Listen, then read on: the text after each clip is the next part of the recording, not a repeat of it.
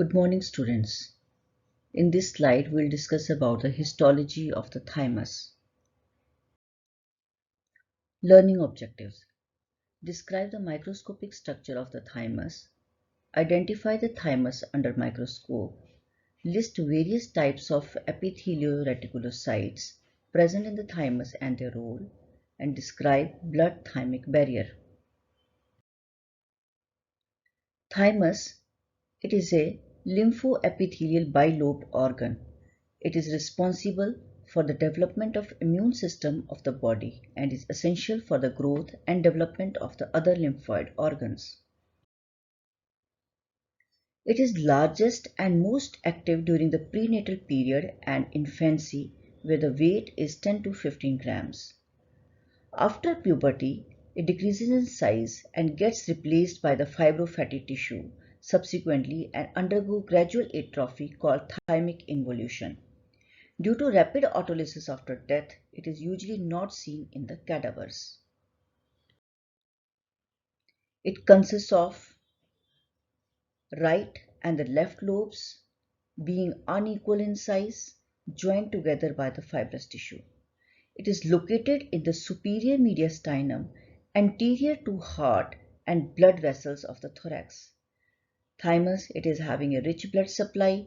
It does not receive lymph vessels but gives off efferent vessels. That is, no afferent lymphatic vessels are present in thymus. Before starting with the histology of the thymus, we should know about few lines about the development of the thymus.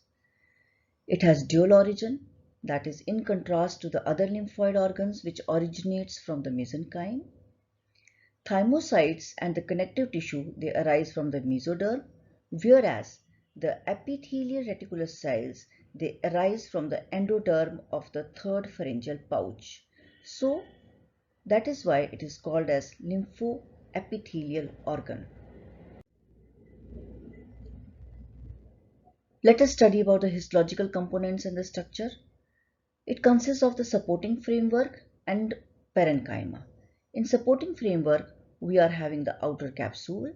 From the capsule, the septa, they go inside the substance of the thymus and known as interlobular septa, and we are having the cellular cytoplasmic reticulum formed by epithelial reticular cells.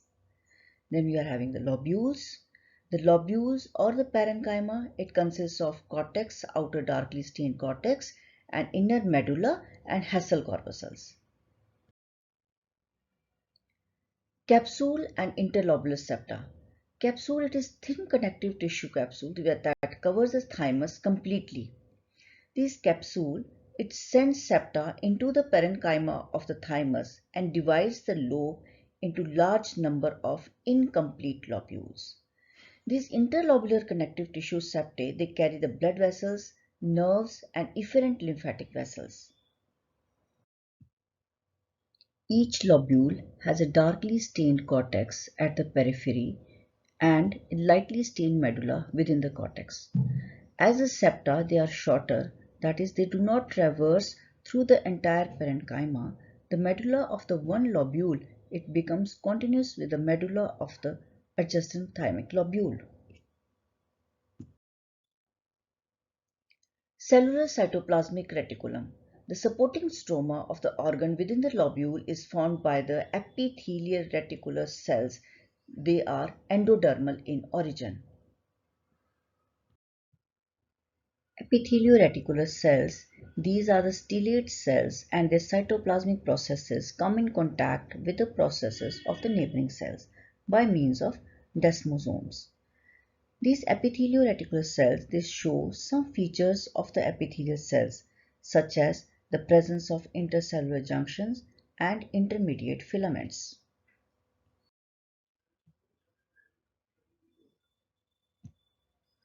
Epithelio-reticular cells, they form a cellular cytoplasmic reticulum giving support to the lymphocytes of the thymic lobule.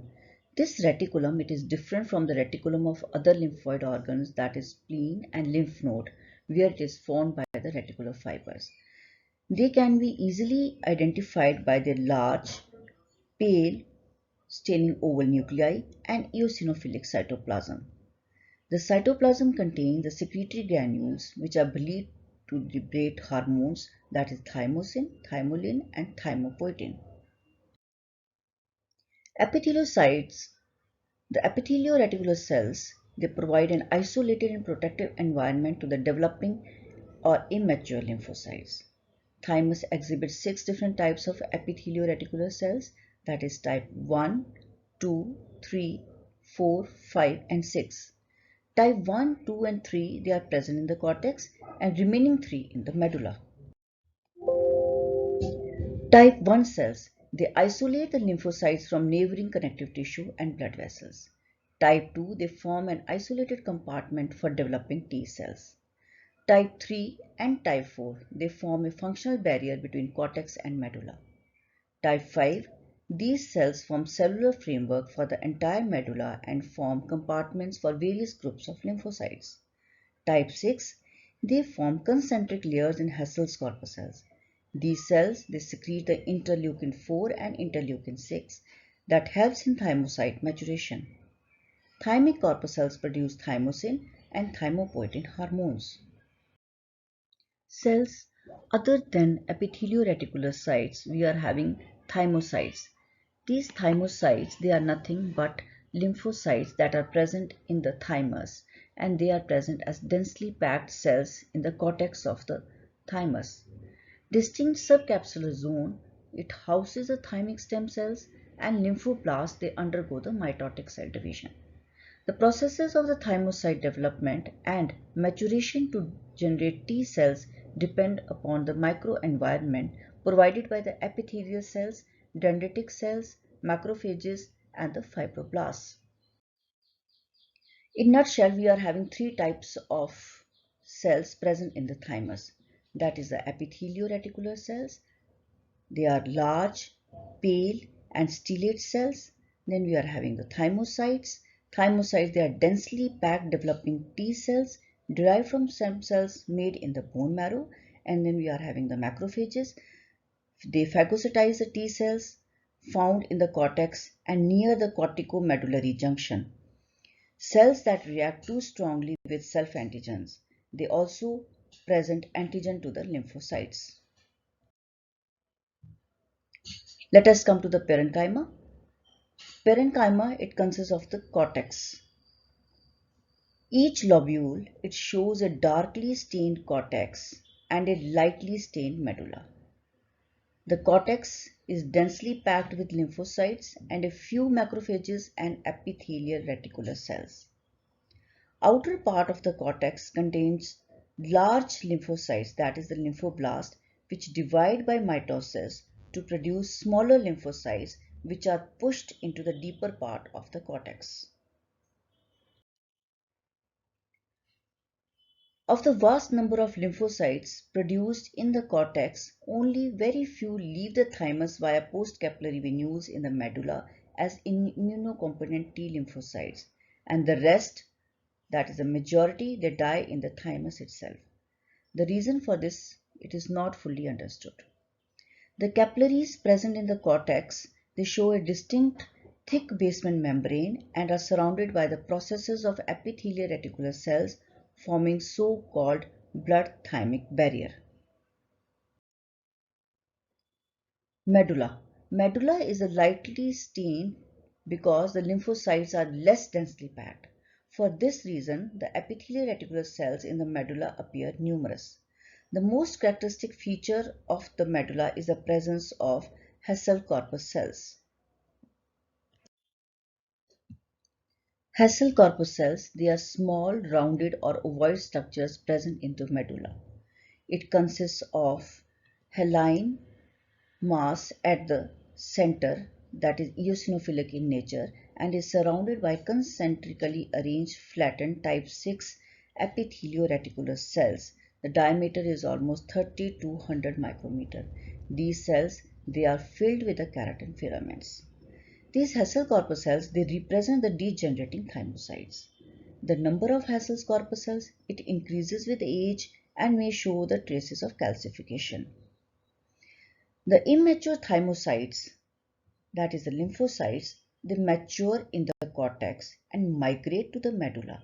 Finally, the mature thymocytes, they leave the medulla and enter the systemic circulation.